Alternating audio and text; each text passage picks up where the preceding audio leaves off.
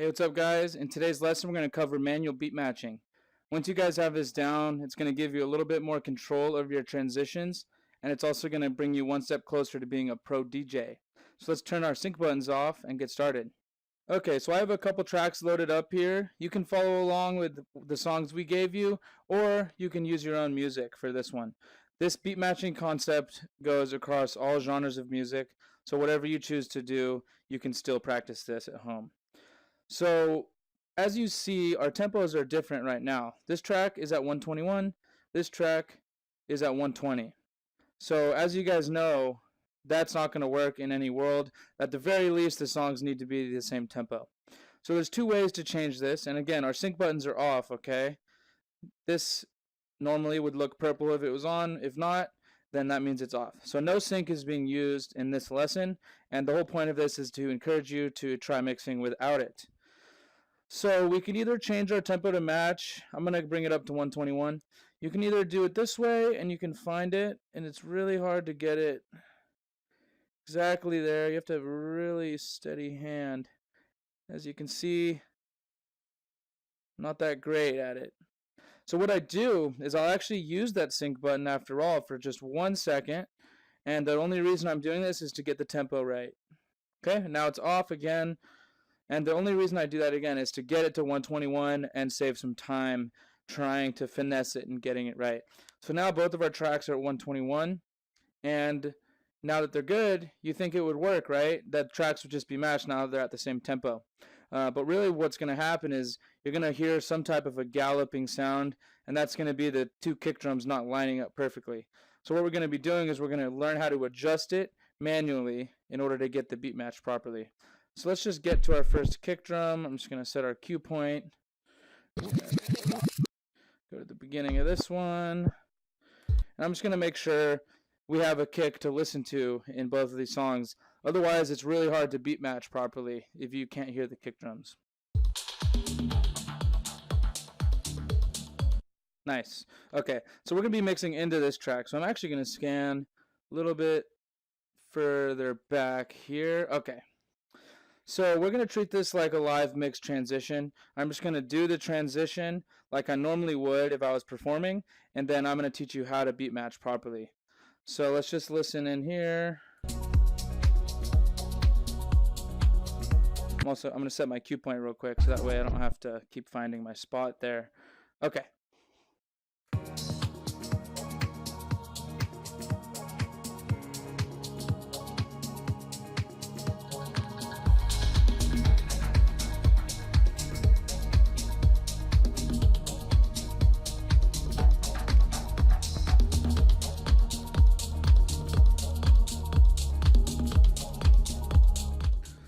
So when I first pushed play, it was perfect, and that happens 1 in 100 times. So of course during this lesson it happened. So I'm going to do this again, and I'm going to make sure that it sounds off, and then you're going to be able to hear what it's going to sound like, because it's nearly impossible to get it perfect every time.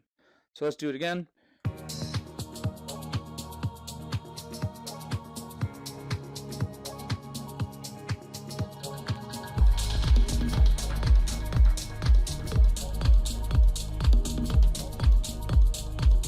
So do you hear that kind of galloping sound? That means the two tracks aren't synced together.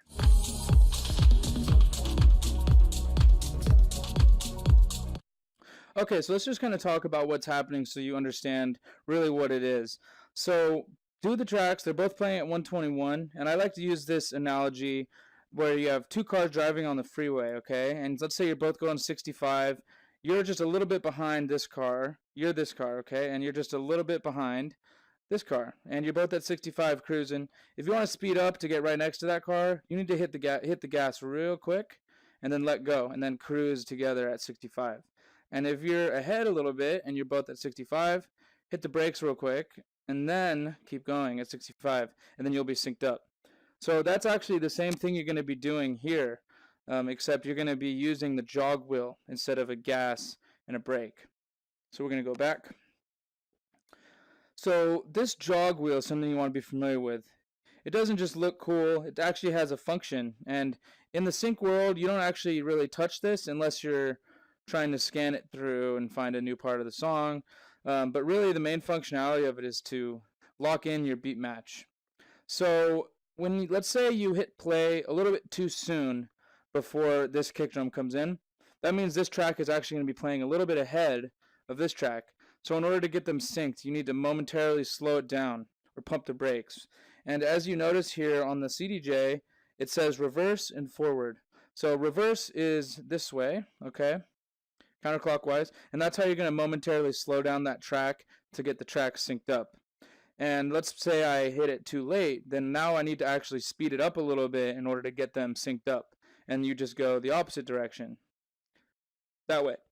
So I'm just going to do that live, okay, and I'm not going to say anything. Just pay attention, pay close attention to what's happening here. And what I'm going to do is it's going to start out, and then I'm going to get the beat match whichever way I have to spin it. It always changes. And then what I'm going to do is once it's matched, I'm going to go a little bit too far. So you'll listen, it gets closer and closer, it gets matched, and then it goes too far. And that happens a lot. I do it a lot in my mixes, sometimes on purpose, so that way I can, hear the contrast of a matched beat or a not matched beat. So let's just listen to that and just pay close attention again.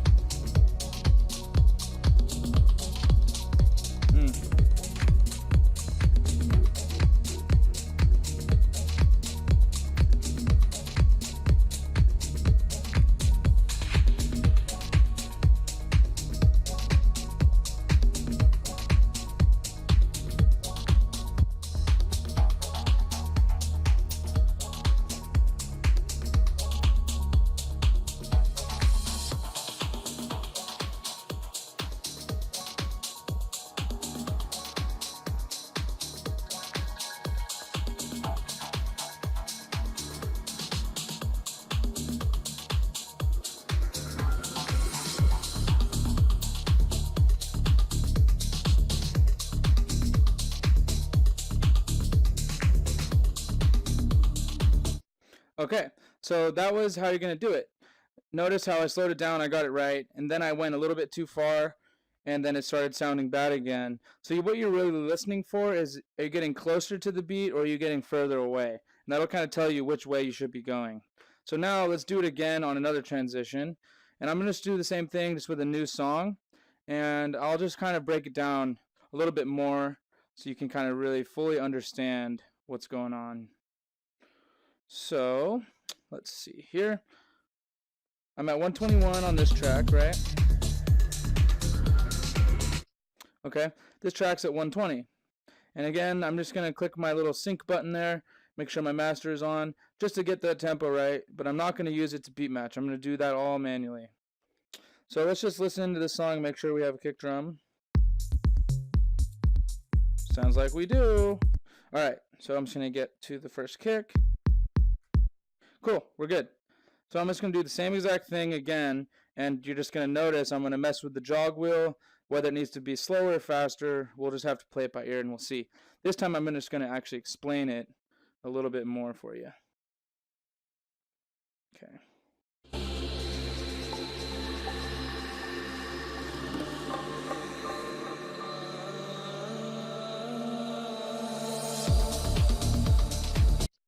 Okay, cool. So there's my little spot.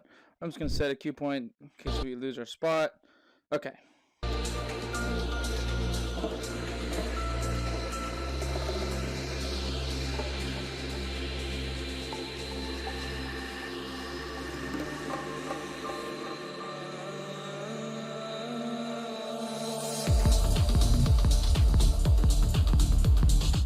So I hit it way too slow, so I need to speed it up a good amount to correct it.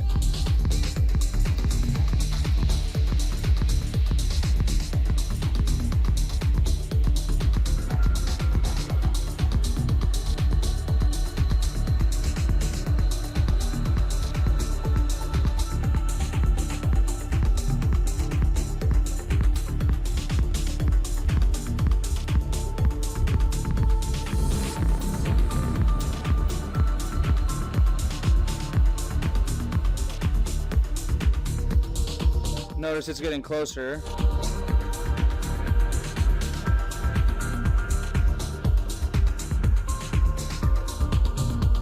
Okay, now it's matched. Now I'm just going to go a little too far because this happens a lot.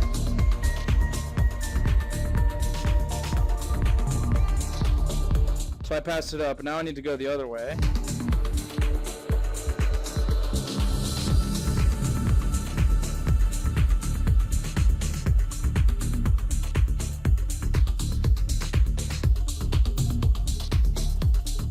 Alright, now they're matched. Now we're just going to do the transition.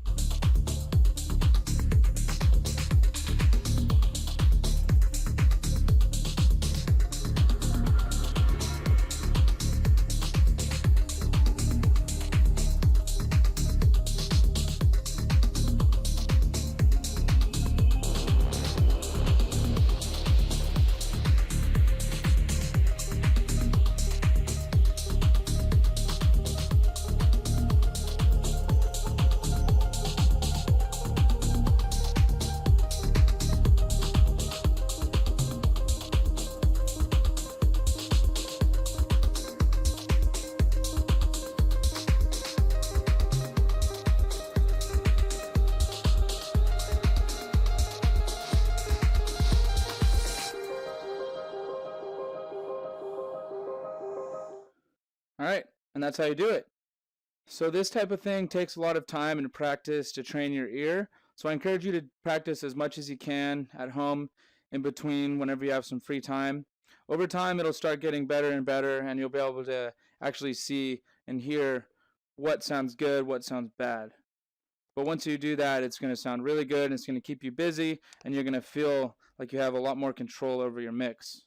And that wraps up our lesson on manual beat matching. I'll see you soon.